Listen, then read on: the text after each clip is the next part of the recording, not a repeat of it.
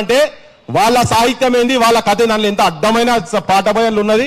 ఏదో ఏదో ఫీలింగ్స్ అనే పాట దరిద్ర. ఏం సినిమాలు రా నాయన, మీ ఏం కల్చర్ మీది, మీ కథ ఏంది,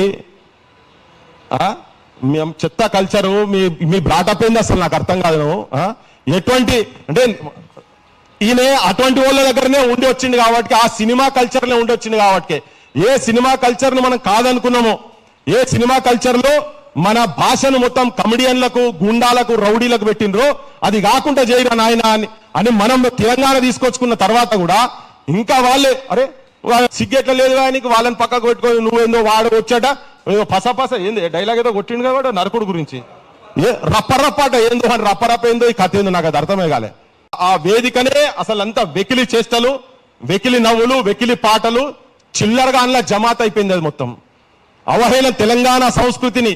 అరే నిజంగా తెలంగాణ వచ్చిన తర్వాత ఏదో కళారూపాలు దాదాపు 124, 126 కళారూపాలు తెలంగాణలో ఉంటే, సోయున్నోడు ఒక 4-5 కళారూపాలను ప్రదర్శించి వాళ్ళు ఎట్లా బతుకుతాయి, వీళ్ళ జీవితాలు ఎట్లా ఉంటాయి అని ఎక్కడ సోయి లేకుండా చేసి తెలంగాణను ప్రపంచ స్థాయిలో ఈవెన్ గద్దరన్న బొమ్మ పెట్టి, అది కూడా ఇన్సల్టింగ్ ఏంటంటే గద్దరన్నను చూపించుకుంటా, గద్దరన్న ముఖం చూపించుకుంటా ఈ సంస్కృతిని, సాహిత్యాన్ని బొందబెట్టేటువంటి ప్రయత్నము ప్రస్తుతం ఉన్నటువంటి తెలంగాణ కాంగ్రెస్ గవర్నమెంట్, ముఖ్యమంత్రి ఉన్నటువంటి రేవంత్ రెడ్డి చేస్తున్నటువంటి దుస్సాహసం.